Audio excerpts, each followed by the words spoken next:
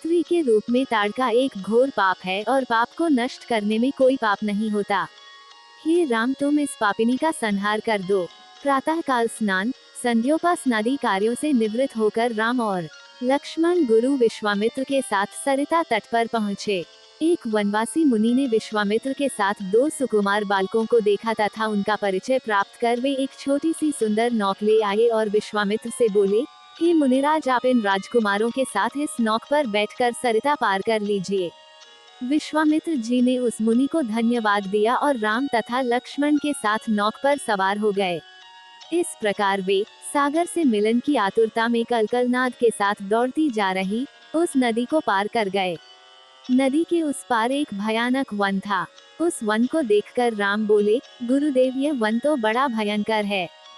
सभी ओर से सिंह, व्याघ्र आदि हिंसक पशुओं के दहाड़ने और हाथियों के चिंघाड़ने की ध्वनि आ रही हैं।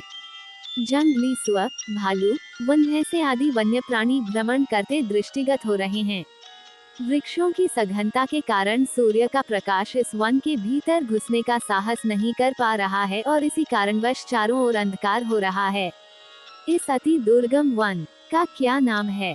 राम के इस प्रश्न का उत्तर विश्वामित्र ने इस प्रकार दिया, हे राघव, पूर्व काल में इस स्थान में वन न होकर मलदा और करुप नाम के दो बड़े समृद्ध राज्य हुआ करते थे। दोनों ही राज्य ऊंची ऊंची अट्टालिकाओं, विधिकाओं तथा सुंदर पथों से सुशोभित थे तथा धन धान्य और समृद्धि से परिपूर्ण थे। दूर दूर के व्यापारी यहाँ पर व्यापार करने आया करते थे, किंतु ताड़का नामक एक यक्ष कन्या ने उन दोनों राज्यों का विनाश कर दिया। ऋषि विश्वामित्र ने आगे बताया, ताड़का कोई साधारण स्त्री न होकर सुंद नाम के राक्षस की पत्नी और मारीच नामक राक्षस की माता है। उसके शरीर में 1000 हाथियों के बराबर बल है और वह अत्यंत पराक्रमी और शक्तिशाली है। इस प्रदेश को नष्ट करने के पश्चात ताड़का ने अपने पुत्र मारीच के साथ मिलकर यहाँ के समस्त निवासियों को मारकर खा डाला। अब उनके भय से यहाँ दो कोस दूर तक को मारकर खा डाला। अब उनके भय से यहाँ दो कोस दूर तक किसी मनुष्य की परछाई भी दिखाई नहीं देती। भूलवश यदि कोई यहाँ आ भी जाए तो जीवित नहीं लौट पाता। उसी ताड़का का संहार करने के लिए ही मैं तुम्हें यहाँ लाया हूँ। राम ने आश्चर्य से पूछा, गुरुदेव, स्त्रियां तो कोमल और दुर्बल होती हैं, फिर ताड़का में 1000 हाथियों का बल कैसे आ गया? ऐसा प्रतीत होता है कि अवश्य कुछ न कुछ रहस्य है। विश्वामित्र बोले, वत्स, तुम्हारा कथन सत्य है और वास्तव में इसके पीछे एक रहस्य है। सुकेतु नाम का एक अत्यंत बलवान यक्ष था। वह संतानहीन था, अतः संतान प्राप्ति के उद्देश्य से उसने ब्रह्मा जी की कठोर तपस्या की। उसकी तपस्या से प्रसन्न होकर ब्रह्मा जी ने उसे संतान होने का वरदान दे दिया। परिणाम स्वरूप ताड़का का जन्म हुआ। सुकेतु के द्वारा ताड़का के अत्यंत बली होने का वर मांगने पर ब्रह्मा जी ने उसके शरीर में 1000 हाथियों का बल दे दिया। विवाह योग्य आयु होने पर सुकेतु ने ताड़का का विवाह सुंद नामक राक्षस से कर दिया और उससे मारीच का जन्म हुआ। मारीच भी अपनी माता के समान बलवान और पराक्रमी था। वह सुंद राक्षस का पुत्र होकर भी स्वयं राक्षस नहीं था, किंतु बाल्यकाल में वह बहुत उपद्रवी था।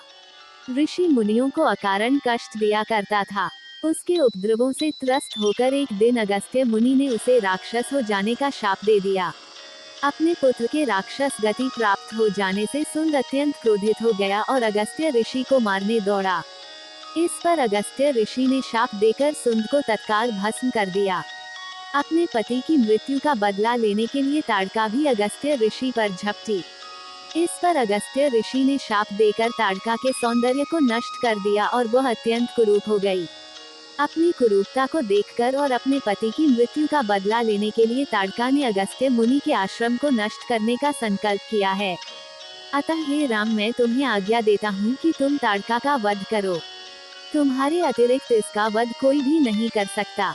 अपने मन से यह विचार निकाल दो कि यह स्त्री है और स्त्री का वध मैं कैसे करूं। स्त्री के रूप में यह एक घोर पाप है और पाप को नष्ट करने में कोई पाप नहीं होता।